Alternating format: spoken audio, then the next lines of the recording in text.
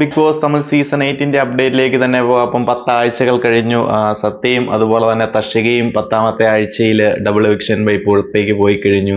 അപ്പം ഇനി 11ാമത്തെ ആഴ്ചയുടെ തുടക്കമാണ്. 11ാമത്തെ ആഴ്ചയിലെ നമുക്കിപ്പോൾ ഒരു വീക്ക്ലി ടാസ്ക് വരാൻ പോകുന്നു. അതുപോലെ തന്നെ 11ാമത്തെ ആഴ്ചയിലെ ക്യാപ്റ്റൻ ആരാണെന്നുള്ളത്, അതുപോലെ തന്നെ 11ാമത്തെ ആഴ്ചയിൽ ആരൊക്കെ നോമിനേഷനിൽ വന്നിരിക്കുന്നു, അതിലാരൊക്കെ പുറത്തേക്ക് പോകാൻ സാധ്യതകൾ എന്നൊക്കെ നമുക്ക് നോക്കാം. ആദ്യം തന്നെ നമ്മുടെ ഈ 11ാമത്തെ ആഴ്ചയിലെ ക്യാപ്റ്റൻസി ടാസ്ക്.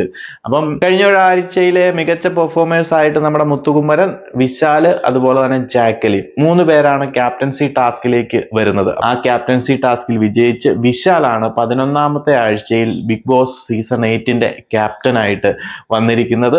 അതുപോലെ തന്നെ ഈ ഒരു ആഴ്ചയിലെ വീക്ക്ലി ടാസ്ക് ആയിട്ട് വരുന്നത് നമ്മുടെ കൺവെയർ ബെൽറ്റ്, ഫാക്ടറി ടാസ്കിലെ കൺവെയർ ബെൽറ്റ് എന്ന് പറയുന്ന ഒരു ടാസ്ക് ആണ് ഈ ഒരു ആഴ്ചയിലെ വീക്ക്ലി ടാസ്ക് ആയിട്ട് വരുന്നത്. നമുക്ക് വിശ്വസിക്കാൻ കൊള്ളാവുന്ന സോഴ്സിൽ നിന്നാണ് അപ്ഡേറ്റുകളൊക്കെ കിട്ടുന്നത്. ക്യാപ്റ്റനായിട്ട് മുത്തുകുമരനായി എന്നൊക്കെ കഴിഞ്ഞ ഒരാഴ്ച ഫേക്ക് ന്യൂസുകളൊക്കെ സോഷ്യൽ മീഡിയകളിൽ ഒത്തിരി വന്നിരുന്നു. അതുകൊണ്ട് തന്നെ നമ്മൾ അങ്ങനെ അതിനെക്കുറിച്ചൊരു വീഡിയോ ആയിട്ടൊന്നും ഇട്ടിരുന്നില്ല. അപ്പം കറക്റ്റ് ആയിട്ടുള്ള ഒരു വിവരം കിട്ടട്ടെ എന്ന് വിചാരിച്ച് തന്നെയാണ് അതിനെക്കുറിച്ച് പ്രോപ്പർ ആയിട്ടുള്ള അപ്ഡേറ്റുകളും കാര്യങ്ങളും അത് കണ്ടിട്ടും ഇടാതെ ഇരുന്നത്. ഇനി ഈ ഒരാഴ്ചത്തെ നോമിനേഷനിൽ ആരൊക്കെ ഉണ്ടെന്ന് നമുക്ക് നോക്കാം. അപ്പം 15 കണ്ടസ്റ്റൻസ് ഉണ്ടായിരുന്ന സീസൺ 8 11ാമത്തെ ആഴ്ച തുടങ്ങുന്നത് 2 കണ്ടസ്റ്റൻസ് പുറത്തു പോയതിനു ശേഷം 13 കണ്ടസ്റ്റൻസുമായിട്ടാണ് തുടങ്ങുന്നത്. ഈ ഒരാഴ്ചത്തെ നോമിനേഷനിലേക്ക് നോക്കിക്കഴിഞ്ഞാൽ നോമിനേഷൻ ഫ്രീ പാസ് കിട്ടിയ ജെഫ്രിയേനെയും അതുപോലെ തന്നെ ക്യാപ്റ്റനായ വിശാലിനെയും മാറ്റി നിർത്തി കഴിഞ്ഞാൽ ബാക്കി 11 പേരും നോമിനേഷനിൽ വന്നിട്ടുണ്ട് എന്നുള്ളതാണ് ഈ ഒരാഴ്ചത്തെ പ്രത്യേകത. അത് പ്രേക്ഷകർക്കും ആരെയാണ് പുറത്തേക്ക് കളയേണ്ടത് എന്നതിനെ കുറിച്ച് ഒരു സംശയം തോന്നേണ്ട. ആരെ വേണമെങ്കിലും നിങ്ങൾക്ക് വേണ്ട എന്ന് തോന്നുന്നവരെ കളയാനുള്ള അവസരമുണ്ട്. എല്ലാവരെയും ഉൾപ്പെടുത്തിക്കൊണ്ടുള്ള ഒരു നോമിനേഷൻസ് തന്നെ വന്നിട്ടുണ്ട്. അപ്പം അതിൽ നമുക്ക് ആരൊക്കെയാണെന്ന് നോക്കിക്കഴിഞ്ഞാൽ മുത്തു, ജാക്കലിൻ, പവിത്ര, അരുൺ, രഞ്ജിത്ത്, ദീപക്, മഞ്ജരി, സൗന്ദര്യ, റാണവ്, റയാൻ, അൻഷിത. അപ്പം 11 പേരും ഈ ഒരാഴ്ച നോമിനേഷനിൽ വന്നിട്ടുണ്ട്. ജെഫ്രിയും അതുപോലെ തന്നെ വിശാലിനെയും ഒഴിവാക്കി കളയാം.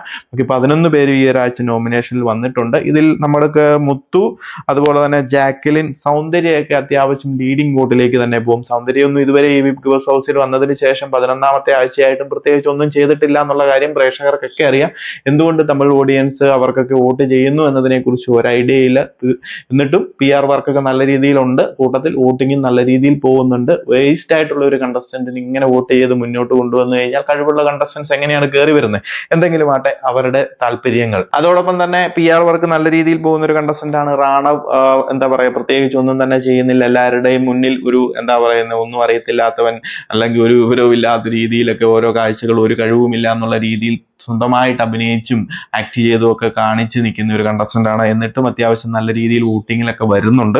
അതുകൊണ്ട് റാണവിനെ മിക്കവാറും നമുക്ക് ഒരു ഹോട്ട് സീറ്റിലേക്ക് കൊണ്ടുവരേണ്ട കാര്യമില്ല. അതിനുശേഷം നമുക്ക് ദീപക്കിനും അത്യാവശ്യം വോട്ട് കിട്ടാനുള്ള സാധ്യതയുണ്ട്.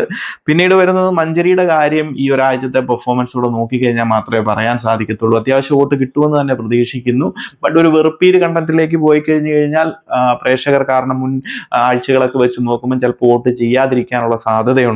അതിനുശേഷം വരുന്നത് എന്ന് പറയുന്നത് റയാന്, അൻഷിത, അതുപോലെ തന്നെ അരുൺ, രഞ്ജിത്ത്. ഇവരൊക്കെ ഈ ഒരാഴ്ച ഹോട്ട് സീറ്റിൽ എന്ന് തന്നെ പറയും. അരുണ് കുറച്ച്, അതുപോലെ തന്നെ പവിത്രയുണ്ട്. അപ്പം അരുണ് കുറച്ച് ഡേഞ്ചറസ് ആയിട്ടുള്ള ഒരു ഇത് വരും. കഴിഞ്ഞ ആഴ്ചയിലെ നെഗറ്റീവ് സൈഡൊക്കെ നോക്കി കഴിയുമ്പോൾ കുറച്ച് റോസ്റ്റിംഗ് ഒക്കെ കിട്ടിയിരുന്നല്ലോ. അതുകൊണ്ട് എങ്ങനെ വരുമെന്ന് നമുക്ക് നോക്കിക്കാണാം. ചിലപ്പോൾ അരുൺ കയറി പോയേക്കാം. പിന്നെ നോക്കി കഴിയുമ്പം പവിത്ര, രഞ്ജിത്ത്, റയാൻ, അൻഷിത എന്നിവർക്കൊക്കെയാണ് ഒരു എന്താ പറയുന്നത്, ഡേഞ്ചറസ് സോണിൽ നല്ലൊരു രീതിയിലേക്ക് നിൽക്കുന്നത് എന്ന് പറയാൻ സാധിക്കും. അതിൽ അൻഷിത, റയാനൊക്കെ മിക്കവാറും ഡേഞ്ചറസ് സോണിൽ നിന്ന് തന്നെ പറയാം. രഞ്ജിത്ത് കൂടി ഉള്ളത് കൊണ്ട് ചിലപ്പോൾ ഇതിൽ അൻഷിതയോ ആരെങ്കിലും ഒരാൾ രക്ഷപ്പെട്ടേക്കാം. പവിത്ര, അരുൺ, ഇവരിൽ ആരെങ്കിലും ഒക്കെ ഒരാൾ രക്ഷപ്പെട്ടേക്കാം ഡബിൾ വിഷനിൽ വന്നു കഴിയുമ്പോൾ. അപ്പൊ നമുക്ക് നോക്കാം ആരൊക്കെ ആയിരിക്കും ഈ ഒരാഴ്ചത്തെ ഒരു കൺവെയർ ബെൽറ്റ് എന്ന് പറയുന്ന ഫാക്ടറി ടാസ്ക് ആണ്. അതിൽ മികച്ച പെർഫോമൻസ് ഒക്കെ ആർക്കെങ്കിലും ഒക്കെ നടത്താൻ സാധിച്ചാൽ അവർക്കൊക്കെ കുറച്ച് മികച്ച രീതിയിലുള്ള വോട്ട് കാര്യങ്ങളും ഒക്കെ കിട്ടും. അപ്പോൾ അതിലും വിജയിക്കാൻ സാധിക്കാത്തവരായിരിക്കും ഈ ആഴ്ച മിക്കവാറും പുറത്തേക്ക് പോകുന്നത്. അപ്പൊ നമുക്ക് നോക്കാം വരും ദിവസങ്ങളിൽ എന്തൊക്കെയാണ് നടക്കുന്നതെന്ന്. അപ്പോൾ കൂടുതൽ അപ്ഡേറ്റുകളുമായി മറ്റൊരു വീഡിയോ കാണാം.